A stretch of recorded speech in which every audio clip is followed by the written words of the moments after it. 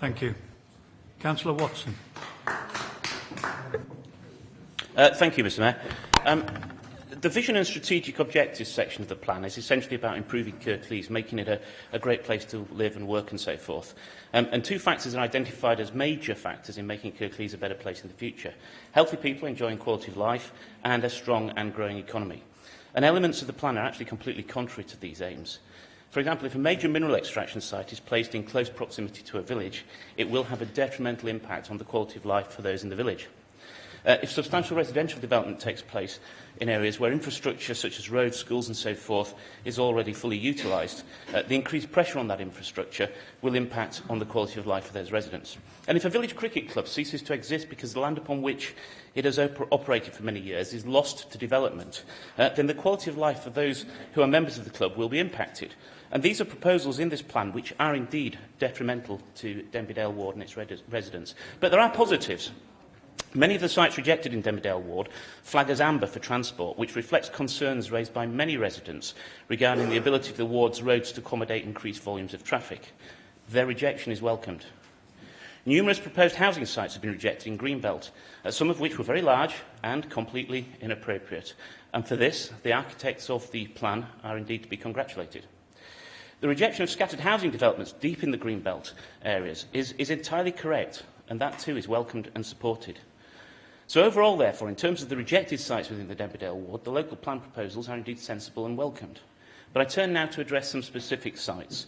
WS16, Clayton West, the waste safeguarded site. We've heard actually from the owner of that site tonight. This allocation is simply wrong. It is in relation to an extant private facility. As we've heard, this is a farm where the owners have, at their own expense, installed a large biogas plant.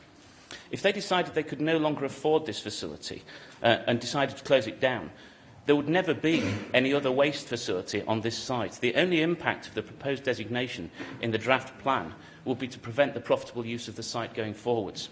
For example, returning to farming, holiday cottages and so forth. So the bottom line with this site is that it's not a waste facility and it's wholly inappropriate to classify it as such. It is a private facility serving the farm, and in the same way that a farm might have a wind turbine to provide energy. The proposed allocation victimises the owners for trying to develop green energy on their farm and must therefore come out of the plan. Housing site H177 in Bird's Edge is rejected in the plan. This is actually a site in the centre of the village which would be suitable for some form of very limited housing development. Bird's Edge could accommodate some housing for younger families to support the school, the village hall and so forth, and therefore actually I would encourage the inclusion of this site to some extent in the plan. Site number ME 1965, the Bird's Edge Appleton Quarry mineral extraction site. This is a substantial development site in the Greenbelt, and it has received over 200 responses by way of objection through the consultation process. And those objections include the following. It's an unsuitable location right in the heart of the Greenbelt. The site has access and traffic safety problems. There is no compelling economic reason for the site to be developed. Non-compliance with National Planning Policy Framework and non-compliance with objectives and policies of the plan. This area is the equivalent of a housing development of over 700 houses, which is something that would be completely inappropriate for this area and would dwarf the existing village. This would be a huge incursion into a very large area of Greenbelt. At the south-easterlymost point, it would take substantial development on an industrial scale to within a very close distance of the centre of the village. In addition to the homes in this area, the development would come close to community facilities such as the village hall, the school and the chapel and so forth. In short, it has the potential to fundamentally change and even perhaps destroy the character of the village and its surrounding areas. There is no compelling case for the inclusion of this site, but there is overwhelming local objection. It's nothing more than a proposal for environmental vandalism and it should come out. Clayton West Cricket Club housing site, 454 and 498. This site has also seen over 200 responses to the consultation. If site H454 is allocated to housing, it is likely a direct consequence of this will be the loss of land, which is essential to the continued operation of the cricket club. The club will close and the village of Clayton West will lose a key element of the village infrastructure.